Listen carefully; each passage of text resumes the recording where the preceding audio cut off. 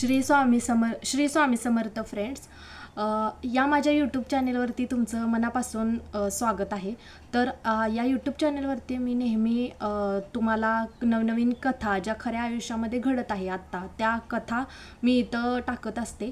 तर आजही अशीच एक नवीन कथा आहे आणि वेगळी कथा आहे. म्हणजे काय आहे, ॲक्च्युली ही मुलगी जी असते ती नेटवर्क मार्केटिंगमध्ये जॉईन होते आणि त्यानंतर जे तिच्यासोबत घडतं त्यावरून तुमचंही मन हेलावणार आहे. आणि कथा म्हणजे काय घडलं, नेटवर्क मार्केटिंग करावं की नको करावं हे तुम्हाला इंटरेस्टिंग असणार आहे. त्यामुळं व्हिडिओ शेवटपर्यंत बघा, जेणेकरून तुम्हाला एक्झॅक्ट कळेल की त्या मुलगीसोबत काय घडले आणि आपण करावं की नको नेटवर्क मार्केटिंग. तर साक्षी नावाची एक मुलगी असते. बऱ्याच वर्षापासून म्हणजे ती काम करत नसते. ॲक्च्युली तिचं मॅरेज झालेलं असतं आणि त्यानंतर तिला एक छोटासा मुलगा असतो 2.5-3 वर्षाचा. त्यामुळे तिला घराबाहेर जाऊन काम करणं शक्य नसतं. तिचा डिप्लोमा झालेला असतो IT इंजिनिअरिंगमधून आणि तिची एक इच्छा असते की आपण बाबा इतकं शिकलो आहे, या अगोदर जॉब करायचो पण आता घरी बसून म्हणजे आपण फायनान्शियली इंडिपेंडंट झालंच पाहिजे. मग सतत अशी कन्सेप्ट चालूच आहे की वर्क फ्रॉम होम मिळू शकतं किंवा ऑनलाईन आपण अर्निंग करू शकतो. मग त्यामुळे ती अशा गोष्टीच्या शोधात होती की जेणेकरून तिला काहीतरी ऑनलाईन घरी बसून मिळेल. त्यामुळं असं स्क्रोल करता करता इंस्टाग्राम, फेसबुक, यूट्यूब असं स्क्रोल करता करता तिला एक दिवशी ॲडव्हर्टाइजमेंट मिळते की ज्या कुणाला 1,000 ते 2,000 दिवसाला मिळवायचं आहे त्यांनी मला DM करा आणि DMमध्ये नाव, तुमचं वय आणि ॲड्रेस पाठवा. मग ती मध्ये सोपंच आहे, पाठवूया आपण, आणि ती पाठवते. पाठवल्यानंतर 1-2-3 दिवसात तिला कॉल येतो समोरून आणि कॉलवरती ती व्यक्ती छोटासा तिचा इंटरव्ह्यू घेते. इंटरव्ह्यूमध्ये काही थोडेसे क्वेश्चन विचारते. क्वेश्चन विचारून झाल्यानंतर तिला म्हणते की मॅडम मी तुम्हाला थोड्या वेळाने कनेक्ट करते आणि सांगते की इंटरव्ह्यूमध्ये काय घडले. तीच वाट बघू लागते. साक्षी म्हणजे एन्थुजियास्टिक झालेली असते की उत्सुक झालेली असते की आता इथून खरोखर नोकरी जर भेटली तर किती चांगलं होईल. आणि तिच्या मनामध्ये आयडियाज नसते की बाबा कुणीतरी आपल्याकडं सोबत फ्रॉड करेल. त्यामुळं ती वाट बघत असते त्या कॉलचा. समोरून त्या व्यक्तीचा कॉल येतो, त्या मुलगीचा कॉल येतो आणि ती मुलगी म्हणते की मॅडम तुम्ही सिलेक्ट झालेला आहात पण इथं कसं आहे म्हणजे सुरुवातीला तुम्हाला शिकायचं आहे आणि त्यानंतर तुम्ही इथं पैसे कमवू शकता. त्यामध्ये काय करावं लागेल, तुम्हाला 199 रुपये भरून शिकावं लागेल आणि त्यानंतर तुमची इन्कम स्टार्ट होणार आहे. मग आम्ही पण आता बघा 199 काही मोठी गोष्ट नाही. आणि साक्षीने हे विचार केला 199मध्ये जर शिकायला भेटत असेल आणि त्या शिक्षणातून जर दिवसाला आपण 1,000 किंवा 2,000 रुपये मिळवू शकणार असू तर काय वाईट आहे. मग तिने 199 रुपये तिला ट्रान्सफर केले, भरले आणि जसं की तिनं सांगितलेलं स्क्रीनशॉट पाठवा तसा तिने स्क्रीनशॉट पाठवला. त्यानंतर साक्षीचं जे काही शिकणं आहे ते चालू झालं आणि शिकणं चालू झाल्यानंतर साक्षीला थोडा विश्वास बसला की म्हणजे 199 घेतल्याच्या बदल्यात शिकवत आहेत ॲटलिस्ट म्हणजे हे खरं आहे. आणि तिने 3 दिवसाचं काय वर्कशॉप असतं ते केलं अटेंड. तिथे मग तिचा सेमिनार वगैरे द्या स्वतः म्हणजे असा व्हिडिओ कॉलिंग करून त्यांनी इंटरव्ह्यू घेतला. फायनल इंटरव्ह्यू झाल्यानंतर साक्षीला एकदम असा विश्वास बसला की आता म्हणजे इंटरव्ह्यू झाला आहे, फायनल झाला आहे आणि आता आपल्याला जॉब भेटणार. आता इथंच एक ट्विस्ट आहे. तिथं एक सर असतात, त्यांनी तिचा इंटरव्ह्यू घेतल्यानंतर ते सर बोलतात की इथं एक अट आहे. अट काय आहे तर जर तुम्हाला जॉईन करायचं असेल तर तुम्हाला 30,000 रुपयेचे प्रोडक्ट्स परचेस करावे लागतील आणि त्यानंतर तुम्ही इथं जॉईन करू शकता आणि लाखो रुपये कमवू शकता. मग आता साक्षी थोडीशी भेदरली की आता 30,000 रुपये कुठून आणायचे. तर सर पुढून लगेच बोलले की आज ऑफर आहे आणि ऑफरमध्ये तुम्हाला हे 30च्या जागी तुम्ही किती भरू शकताय, 26,000 भरू शकताय. बरं तिला थोडासा दिलासा मिळाला की 4,000 रुपये कमी झालेत पण 26,000 पण तिच्यासाठी खूप मोठी रक्कम होती. कारण ती फायनान्शियल इंडिपेंडंट नव्हती, ती दुसऱ्यांवरती डिपेंडंट असल्यामुळं तिला थोडीशी म्हणजे धाकधूक वाटायला लागली, कुठून आणणार आहे 26,000 रुपये आपण. त्यानंतर असं झालं की ते सर बोलले की लगेच तुम्हाला 26,000 रुपये भरायची गरज नाही आहे. तुम्ही आत्ता 2,000 रुपये देऊन एनरोलमेंट करा आणि त्यानंतर हळूहळू तुम्ही पैसे भरा. ज्यावेळेस तुम्ही फायनल पैसे जमा कराल त्यावेळेस तुमचं काम स्टार्ट होईल. साक्षीला बरं वाटलं, हां ठीक आहे ना, मग 2,000 रुपये भरायचे आहेत, परत हळूहळू आपण काहीतरी रक्कम जमा करू आणि भरू.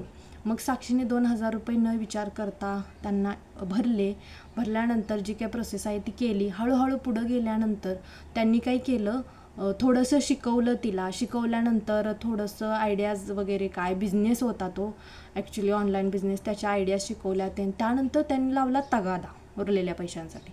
आता साक्षी पाठीमागं पण येऊ शकत नव्हती, कारण तिचं ऑलरेडी 2,200 रुपये तिनं गुंतवलेले होते आणि एक तिचा ब्रेन वॉश केलेला होता.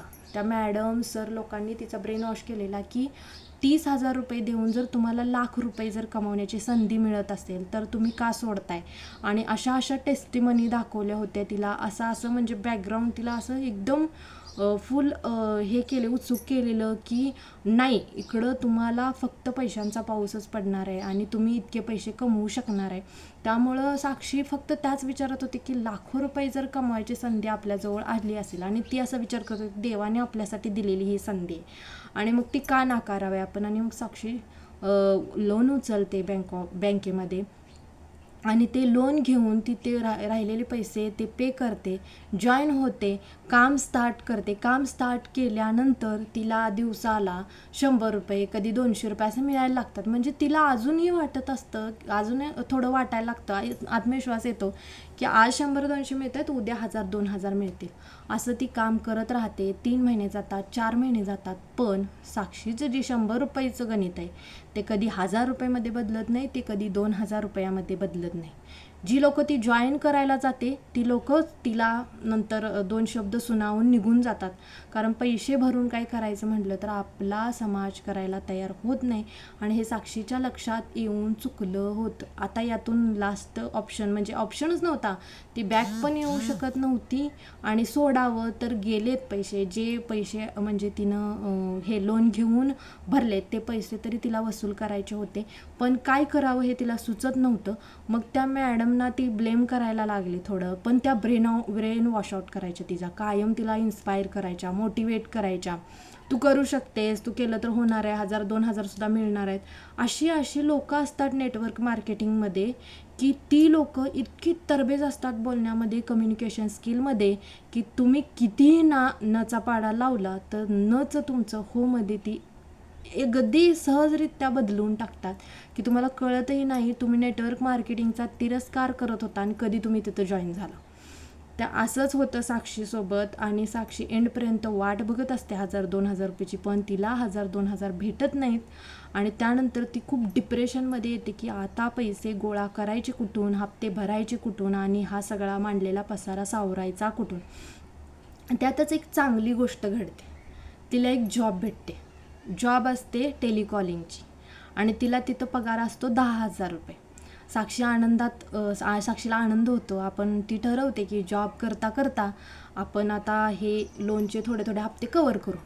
असंच 1 महिना जातो, 2 महिने जातात आणि असंच आणखी एकदा साक्षीला सुचतं की आपण काही ना काहीतरी एक्स्ट्रा अर्निंग करू शकतो आणि ती मग अशीच शोधत राहते इंस्टाग्राम, टेलिग्राम, यूट्यूबवरती आणि अशी एक व्यक्ती भेटते तिला की जी व्यक्ती म्हणते इथं काहीही भरायचं नाही आहे आणि तुम्ही इथं पैसे कमवू शकता.